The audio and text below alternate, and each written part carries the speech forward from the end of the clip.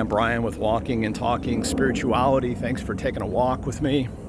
It's May of 2022 now, and just this week I had a conversation with a friend who was in a group that I did back in March of 2020 for pastors and spiritual leaders. Just a free group that we pulled together to talk about how do we respond to the lockdown, to the pandemic, how do we serve people.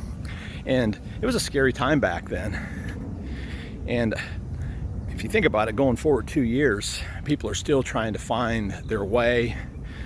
Society seems to be on edge all the time as we have real deep divisions, wars, shootings, plus for pastors and spiritual leaders still struggling to figure out how do you do ministry in the new reality.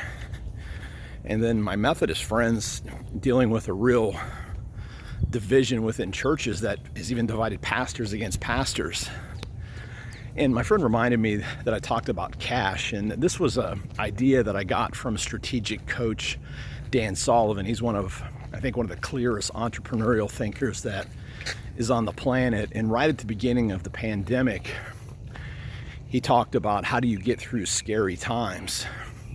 Again, he's writing to entrepreneurs, so when things get scary for a business owner, they're usually scary because they're worried about cash flow. Now, you may have cash flow problems yourself, and so this will be a great conversation for that. But if you're not, you still have whatever you worry about, think of that as cash. And Sullivan said, don't focus on cash with a C during scary times.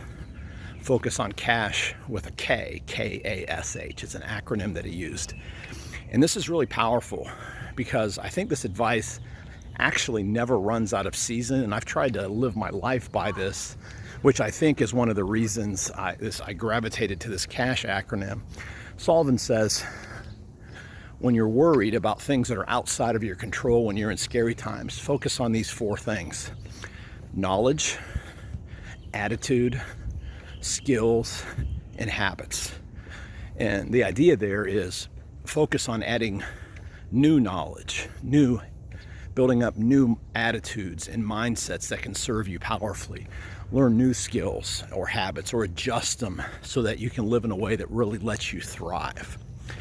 So as we look towards the summer of 2022, and there's still a great deal of uncertainty, what new knowledge can you research and learn about to help you serve others? What's an attitude that maybe you need to put on? Maybe an attitude of curiosity, a mindset of growth, a mindset of,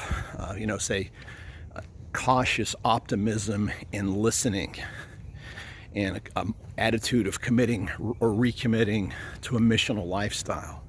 Then what skills do you need to add during a scary time so that you can thrive and flourish? What are some habits that you can use to allow you to reroot or root even more deeply in God's grace? So whenever I actually feel stress and I'm worried about whatever KASH with a little C is, I think about what KASH, K-A-S-H, can I add today that will allow me to serve others even better tomorrow? And that's what Sullivan's message was to business owners. You serve people really powerfully today with no expectation, and tomorrow will probably take care of itself. As a person of faith, I've noticed that's true. Until next time, live by faith, be known by love, and be a voice of hope. If you'd love to have a conversation about this, let me know. Love to speak with you, love to hear from you. Until next time, show up, pay attention, and know that God's got way more invested in this than you do.